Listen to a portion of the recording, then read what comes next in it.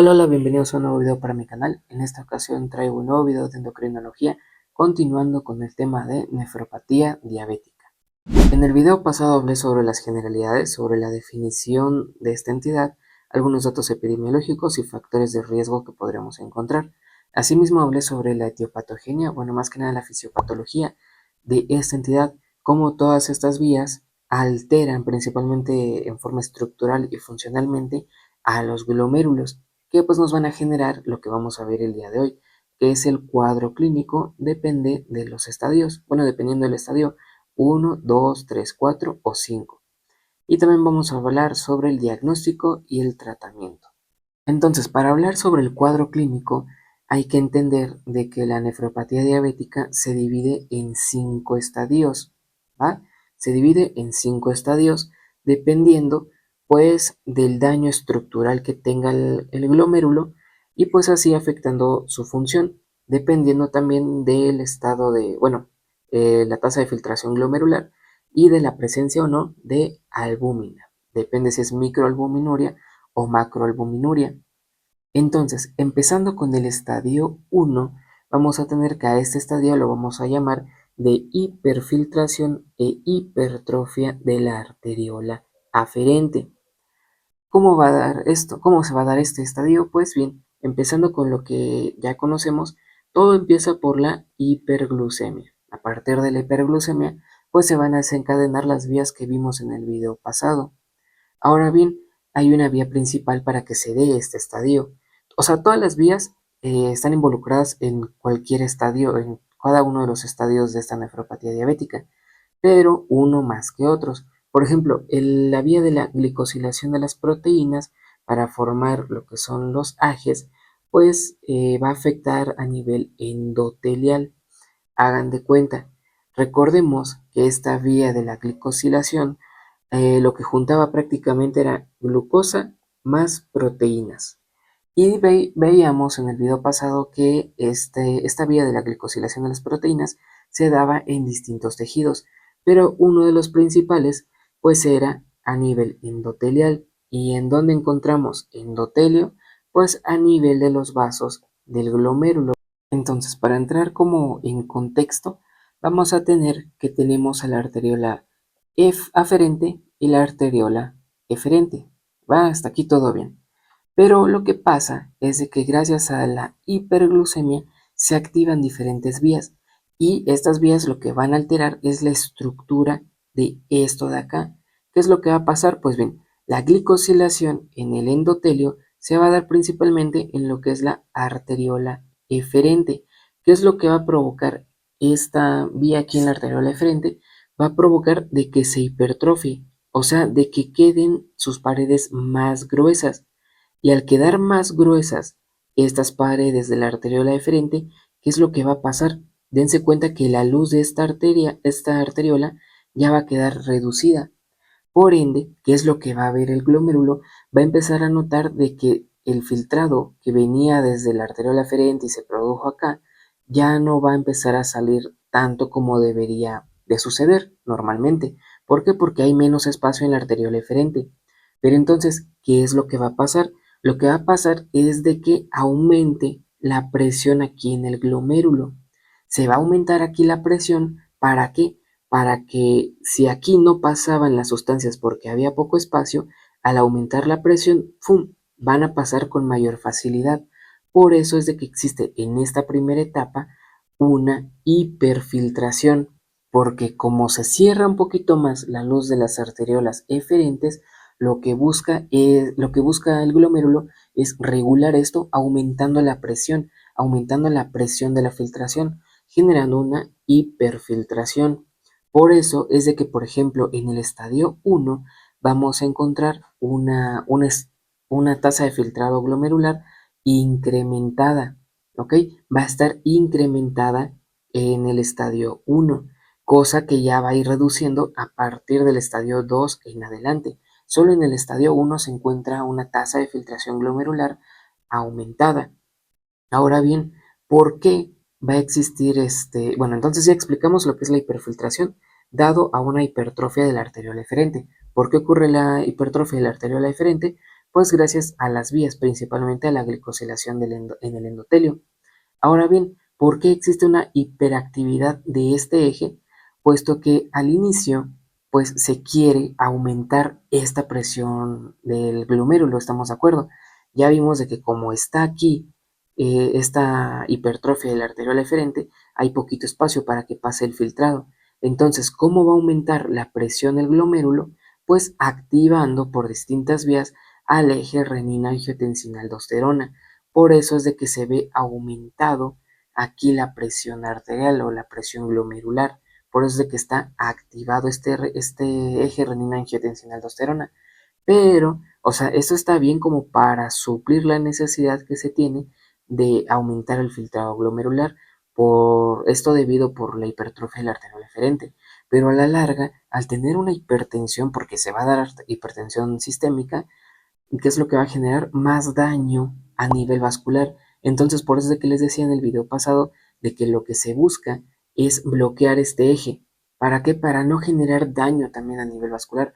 Porque, o sea, por lo general, este glomérulo tiene que estar a una presión normal, a una presión arterial normal. ¿Para qué? Para que funcione adecuadamente. Ya vimos que algo alteró esta presión, que fue la hipertrofia de esta arterial eferente. Entonces, gracias a esta alteración de la hipertrofia de la arteria eferente por las vías que ya vimos en el video pasado, ¿qué es lo que va a generar? Que se aumente esta presión. Estaba normal, pero gracias a esta hipertrofia se necesita aumentar la presión, pero esto a la larga va a traer consecuencias. Y ojo, algo muy importante es que hay que decir de que en sí estos estadios no piensen que va de un día a otro, sino que va de años. O sea, esta hipertrofia y este aumento de la presión glomerular va de años, o sea, es un periodo muy largo, de evolución muy larga, ¿ok? Para llegar de un estadio 1 a estadio 5 se necesitan años, como lo vemos acá. Por ejemplo, ahí en el estadio 5 menciona que va desde los 25 a 30 años ya con la diabetes mellitus. Entonces es largo todo este proceso. Ahora bien, ¿qué pasa? No en sí en este primer estadio solo se altera de forma funcional a la nefrona.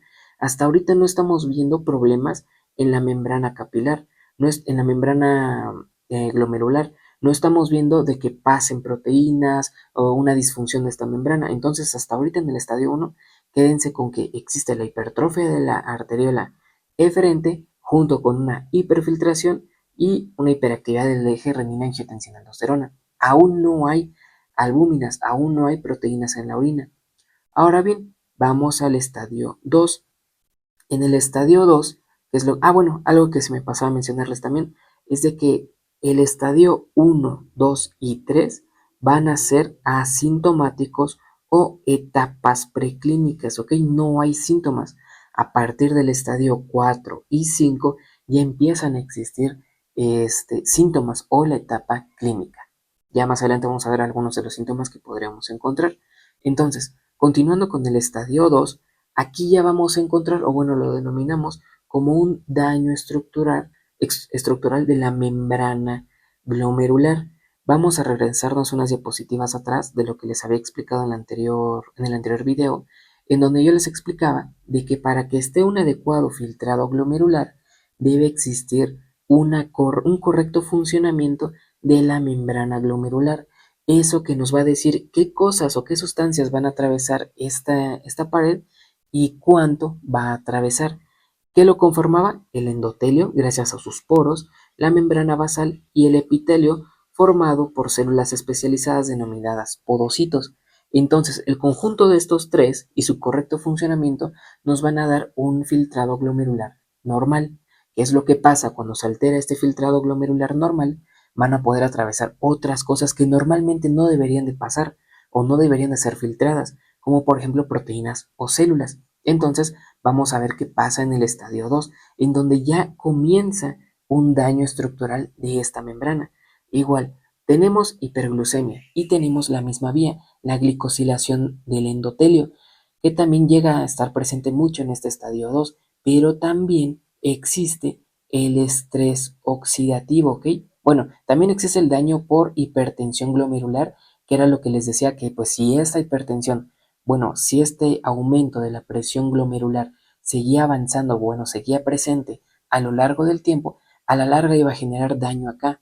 Entonces, tenemos de que va a haber un daño estructural en la membrana glomerular gracias a las vías que ya vimos y daño también por la hipertensión glomerular. Y algo muy importante que se le agrega acá es el estrés oxidativo. El estrés oxidativo está dado principalmente por la vía de los polioles y también por la activación de la proteína sinasa C. Por esas dos vías principales que de igual forma vimos en el video pasado, son las que se llega a empezar a dar daño estructural. Entonces, glicosilación del endotelio, estrés oxidativo por la vía de los polioles y por la proteína sinasa C son las que van a generar este daño estructural. Y pues, ¿qué más tenemos? Pues bueno, ¿en qué se refleja este estadio? Démonos cuenta de que en el estadio 2, aquí las características que tenemos, vamos a encontrar un engrosamiento de la membrana basal y una expansión del mesangio. ¿Por qué? Porque ya les estoy diciendo, o sea, en el primer estadio, en el estadio 1, simplemente les decía que había una hiperfiltración y una hipertrofia del arteriol eferente. Simplemente se modificaba, o bueno, se aumentaba la tasa de filtrado glomerular. Aquí ya empieza a haber un daño estructural propiamente dicho, en donde ya vamos a ver daño acá, a este nivel.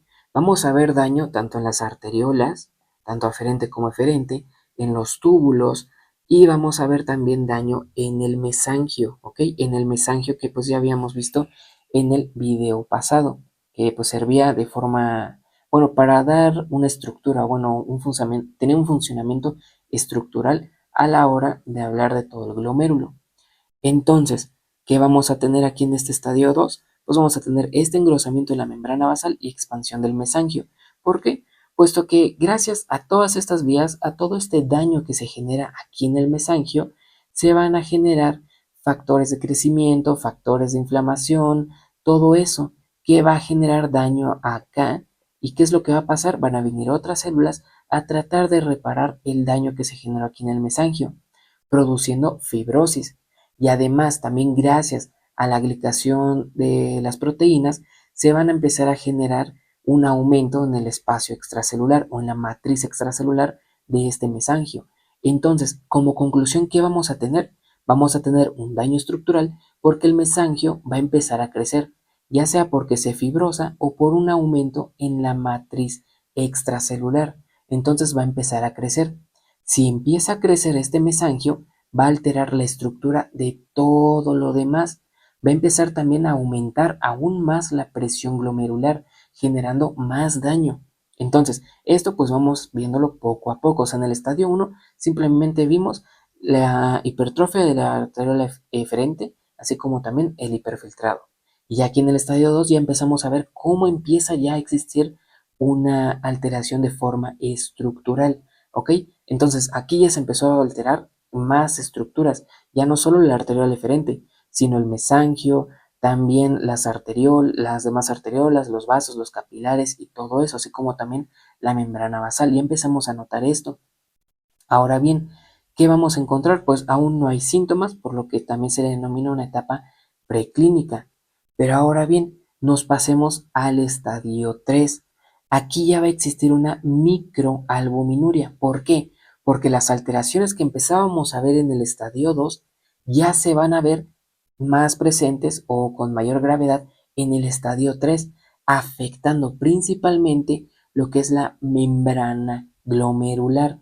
Esta membrana que vimos, bueno, me voy a regresar tantito, esta membrana que vimos acá, estas tres estructuras de acá que funcionaban para regular la tasa de filtración glomerular y qué sí y qué no pasaba, ya se va a ver alterada. Entonces, medio recapitulando, estadio 1, hiperfiltración e hipertrofia de la arteriola eferente. Estadio 2, ya empezamos a ver cómo es de que empieza el daño estructural de la membrana glomerular, principalmente por el estrés oxidativo que vimos en las vías del video pasado, ¿va? Ya no solo en la afección de la arteriola eferente, sino que en los capilares, en el aparato yuxtaglomerular, principalmente en lo que es las células mesangiales, y en el estadio 3 ya vemos como el resultado o prácticamente todos estos procesos ya más graves, ¿va? Ya vemos estos procesos, por lo tanto ya hay microalbuminuria. Entonces, todas las vías que estábamos viendo, la glicación de las proteínas, los polioles, la proteína sinasa C, las exosaminas, ya van a empezar a generar más daño en todas estas estructuras, principalmente en la membrana glomerular. ¿Qué es lo que habíamos dicho de la membrana glomerular? Que sirve como un ultrafiltrado dependiendo el tamaño de las moléculas. Recordemos que tenían pues unos poros y pues por esos poros pasaban ciertas sustancias y ciertas no, ¿ok? Y recordemos que esta membrana glomerular pues tenía una carga negativa. Entonces, gracias a todas estas características, por ejemplo, el sodio, que es una molécula pequeña, sí podía atravesar y aparte como tenía carga positiva, pues también podía atravesar, porque recordemos que cargas opuestas se atraen y cargas iguales se repelen. Pero entonces, ¿qué pasaría con proteínas como por ejemplo la albúmina? La albúmina pues es una proteína grande que sería muy difícil que pase por los poros y aparte es de carga negativa. Las proteínas normalmente tienen carga negativa, por eso es de que normalmente no se ven en la orina por su carga. Entonces, como es muy grande, no pasan por esta membrana y aparte como tienen carga negativa, como tiene carga negativa también la membrana, pues no pasan, se repelen. Entonces, esto es lo que pasa en condiciones normales. Pero ¿qué es lo que va a empezar a aumentar?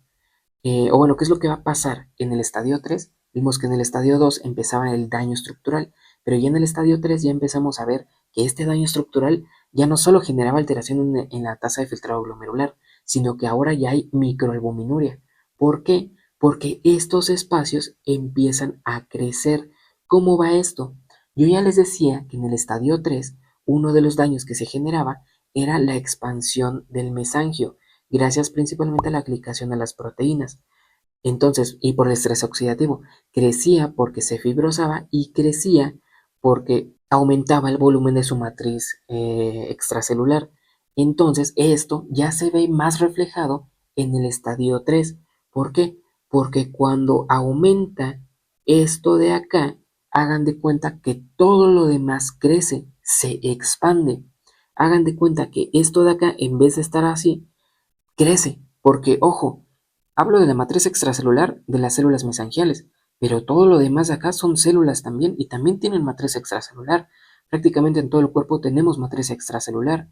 Entonces, como hay aumento de la matriz extracelular, ¿qué es lo que va a pasar? Crece todo, crece. Y hagan de cuenta que tenemos estos poros de acá. ¿Qué es lo que va a pasar? Al crecer, esta membrana crece, pero hagan de cuenta como que se estira. O sea, no es tanto como que crezca, pero se estira. Entonces, al estirarse y al estirarse y al estirarse, ¿qué es lo que pasa? Que estos poros crezcan, estos poros empiecen a crecer. ¿Por qué? Porque se está estirando por el crecimiento de la matriz extracelular. Entonces, al crecer estos poros, ya vamos a tener poros ya, pues obviamente de mayor tamaño, algo así y algo así. Y viene, por ejemplo, la albúmina, o vienen algunas albúminas y ya van a poder pasar, aunque todavía tengan carga negativa, ya van a poder pasar algunas. Y por eso en este estadio 3, gracias a este daño glomerular que ya se empezó a realizar desde el estadio 2, ya vamos a tener microalbuminuria, poquita albúmina, puesto que solo se modificó el tamaño de los poros, pero aún sigue teniendo la carga negativa, ¿ok? Entonces es lo que encontramos. Y aparte, la tasa de filtrado glomerular ya empieza a disminuir más. En el estadio 1 estaba aumentada. En el estadio 2 normalmente se encuentra pues normal. Y en el estadio 3 puede estar normal o ya empezando a disminuir. Y ustedes van a decir, a ver, si disminuye la tasa de filtrado glomerular, ¿por qué tengo microalbuminuria? ¿No sería lo normal de que como disminuye lo que se está filtrando, tampoco debería haber microalbuminuria? No. ¿Por qué? Porque aquí les estoy esquematizando una nefrona. ¿Ok? Una nefrona, recordemos que hay millones de nefronas. Hay nefronas, y bueno, en paréntesis, cuando me refiero a tasa de filtrado glomerular, me refiero a todo en general, todos los glomérulos del riñón, todos, no solo los de una nefrona, sino todos los glomérulos, todo lo que filtra el riñón. Entonces, si bien en este riñón ya se alteraron los poros y ya puede atravesar la albúmina, en otra nefrona, en otro glomérulo, puede que solo se vea alterado nada más la tasa de filtrado glomerular y todavía que no tenga microalbuminuria. Espero que se haya quedado claro. O sea, en algunas nefronas ya hay un daño más severo, mientras que en otros pues todavía no, ¿ok? No es de que en todos en conjunto se ataquen al mismo tiempo, no, sino que hay daño en algunos sí y en algunos no. Por eso es de que si nos pasamos al estadio 4, ya nos vamos a dar cuenta de que aquí ya hay una macroalbuminuria y la tasa de filtrado glomerular sigue disminuyendo. Ustedes van a decir, a ver, pero entonces, si sigue disminuyendo la tasa de filtrado glomerular, ¿por qué hay macroalbuminuria? ¿No debería de disminuir junto con la tasa de filtración glomerular? Les repito, no, porque hay nefronas de que ya se están dañando la permeabilidad y pueden dar, o bueno, generan paso de la albúmina, pero hay otras nefronas que todavía no están dañadas lo suficientes como para esto, como para ya que filtran la albúmina, sino que simplemente están dañadas de acuerdo a la tasa de filtrado glomerular. Espero que se haya quedado claro. Pero bueno, ahora sí pasando al estadio 4 que vamos a tener. Aquí lo más importante es de que ya hay una macroalbuminuria. Entonces, si volvemos a dibujar nuestra membrana glomerular, recordemos que en el estadio 3 ya teníamos los poros crecidos. ¿Por qué? Porque todo crece, todo en el glomérulo crece y por eso crecieron los poros, permitiendo ya así el paso de microalbuminuria. Pero ahora aquí, en el estadio 4, ya tenemos otras cosas. Ahora bien, como por qué en el estadio 3 había microalbuminuria y ya en este estadio 4 hay macroalbuminuria, esto tiene que ver principalmente por la vía de las exosaminas.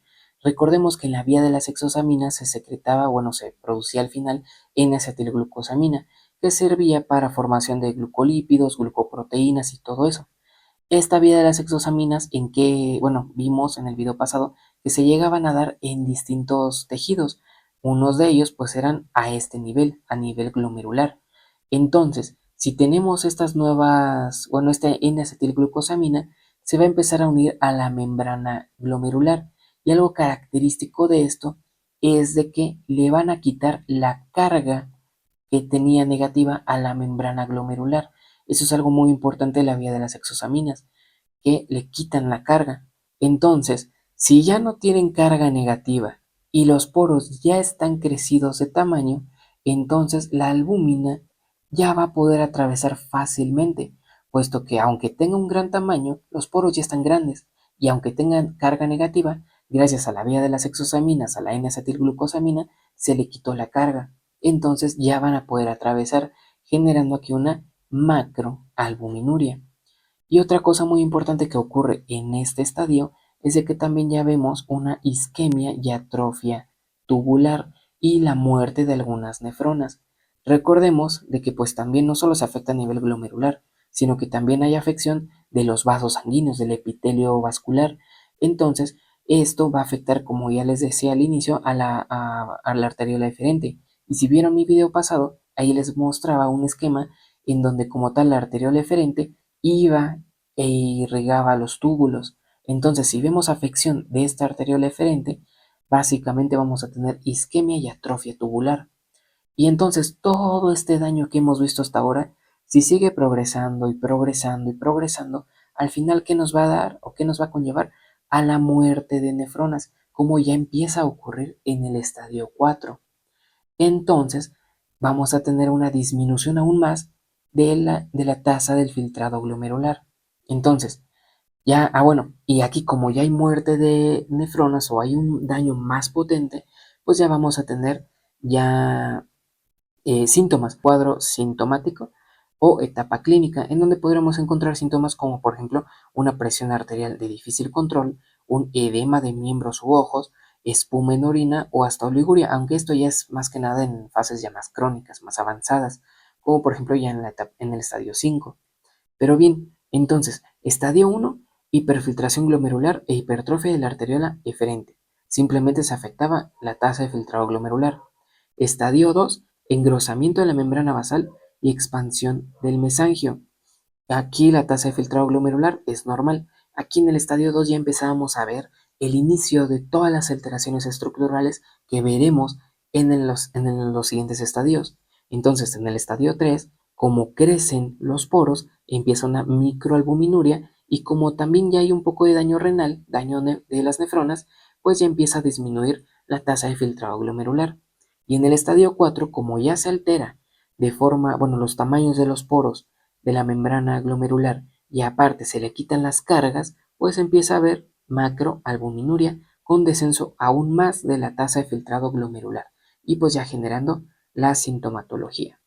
Ahora bien, pasando al quinto estadio, aquí en este quinto estadio pues ya hay muy poquita tasa de filtrado glomerular. ¿Por qué? Porque ya les decía que en el estadio 4 ya empezábamos a ver muerte de las nefronas. Aquí es nefronas, no neuronas, es nefronas. Entonces, como ya hay muerte de nefronas, pues ya el filtrado glomerular ya es muy poquito, de 0 a 10 mililitros sobre minuto. Y pues aquí el tratamiento normalmente es con diálisis o trasplante renal, puesto que aquí ya es una insuficiencia renal terminal. Y pues veríamos prácticamente los mismos síntomas. Ahora entonces, pasando al diagnóstico, tenemos que en el interrogatorio, pues lo mismo de las otras complicaciones, para ver cómo se cuida la diabetes o la evolución de la diabetes. Hay que preguntar si consume algo, bueno, si tiene toxicomanías, la evolución de la diabetes, cuántos años tiene con la diabetes, alguna otra complicación muy importante como neuropatía diabética o retinopatía diabética, porque les decía en el video pasado de que normalmente inicia el paciente con una neuropatía diabética, después una retinopatía diabética y casi enseguida empezaba con la nefropatía diabética. Entonces, si por ejemplo vemos a un paciente que tiene, por ejemplo, neuropatía o datos, alteraciones visuales, por ejemplo en la retinopatía, vamos a tener que muy probablemente tenga nefropatía diabética nuestro paciente. También pues vamos a ver el tratamiento que está usando, si tiene alguna otra enfermedad u otra comorbilidad y pues cirugías previas. En cuanto al examen físico, pues va a ser cefalocaudal, los signos vitales, somatometría y muy importante la exploración que realizamos en la retinopatía diabética y en la neuropatía diabética. Estas dos exploraciones, en la neuropatía diabética pues principalmente la sensibilidad y en la retinopatía diabética explorar los 4 puntos del nervio óptico, la agudeza visual, la campimetría, los colores, bueno, discriminación de los colores y el fondo de ojo, ¿ok? Porque esto nos va a indicar o bueno, nos va a decir que muy probablemente sí o sí tenga una nefropatía nuestro paciente. Y entonces ya con todo esto ya podremos pues imaginarnos más o menos cómo es el diagnóstico. Prácticamente es con laboratorios, ¿ok? Pero pues en sí, eh, esta nefropatía diabética, pues como ya sabemos, se caracteriza por un curso progresivo y tardío, ¿va?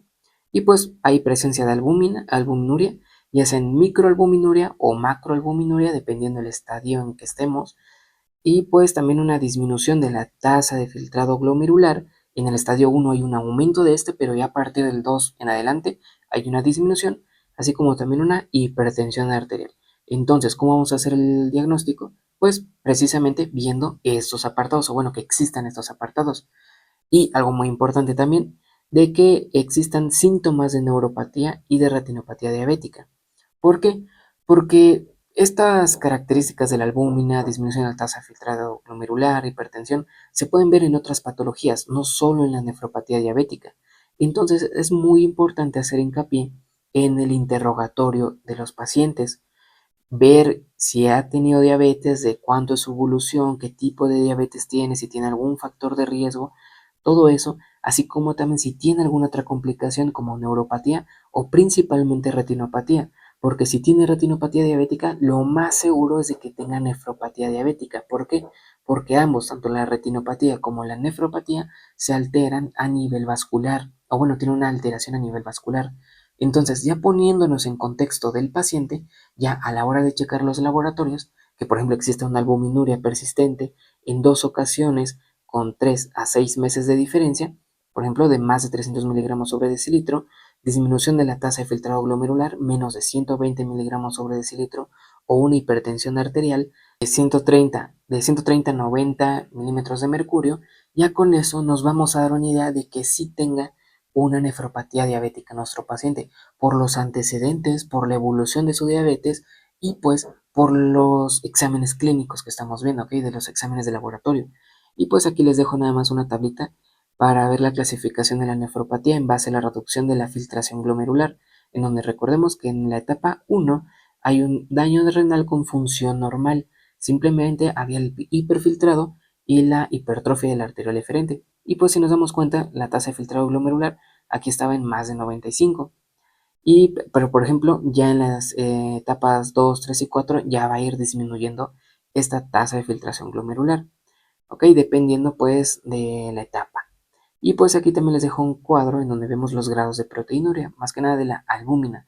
Normoalbuminuria pues sería de 0 a 30 miligramos sobre decilitro, una micro ya sería de 30 a 300 miligramos sobre decilitro, por eso es que aquí les puse 300 miligramos sobre decilitro, y una macro pues ya sería 300, más de 300 miligramos sobre decilitro. ¿Okay? Entonces pues así quedaría más o menos el diagnóstico. Recuerden todos los antecedentes, exploración física con neuropatía, retinopatía, y pues los exámenes de laboratorio. Y pues ya viendo los exámenes de laboratorio y la evolución de la diabetes, más o menos nos daríamos una idea en qué etapa se encuentra nuestro paciente. Entonces, ya por último, para hablar sobre el tratamiento, ¿cuál es el principal tratamiento? La prevención. Tanto en la neuropatía, retinopatía y nefropatía, el principal tratamiento de todos estos es la prevención. Entonces, ¿cómo vamos a tratar a un paciente con nefropatía diabética? Control de la glucemia. Número 1, control de la glucemia. Buscar que la hemoglobina glucosilada sea menor a 7%, ya sea con uso de insulina, bueno, que es lo principal, o también con fármacos, ¿va? También el control de la presión arterial, ya sea con IECA, inhibidores de la enzima convertidora de la angiotensina, o los ARA2, que pues aquí tenemos una tabla donde se ven todos estos fármacos, los inhibidores y los ARA. Y pues ya podemos ver las dosis y todo eso, ¿ok? Y por lo general, ¿esto para qué? Para tener unos valores dependiendo si, por ejemplo, si no tiene microalbuminuria en nuestro paciente, pues el control que requeremos o las metas sería una presión arterial de menos de 140 sobre 90. Pero si ya tiene microalbuminuria, la meta es menos de 130 sobre 80, ¿ok? Esas serían como las metas. Después también tener una disminución de los LDL, esto por medio de las estatinas, así como también monitorear la excreción de la albuminuria, y pues ya en etapas avanzadas como en el estadio 5, pues ya sería más que nada diálisis o directamente un trasplante renal. Y pues aquí también les dejo una tablita en donde vemos los factores de riesgo y el tratamiento de cada uno de ellos por si lo quieren ver a más a detalle, pero pues los principales son los que les puse acá. Y pues ya para terminar el video, ¿cómo vamos a dar la prevención? Pues lo mismo, control estricto de la glucemia, control de la presión arterial, dieta y ejercicio regular, bloqueo del eje renina-angiotensina, como ya vimos, gracias a estos fármacos, así como también disminuir la ingesta de sodio y de proteínas, esto más que nada enfocado en una dieta, y pues también no fumar, ¿ok? Porque les dije en el primer video de este tema que el tabaquismo promueve diferentes vías patológicas, como ya lo vimos. Y pues aquí también les dejo una tablita de prácticamente lo mismo, las medidas terapéuticas que modifican la evolución de la nefropatía diabética. Y pues esto sería todo por este video. Aquí les dejo las referencias que utilicé para el video pasado y para este video. Y pues si les gustó denle like y suscríbanse para nuevos videos en mi canal. Gracias.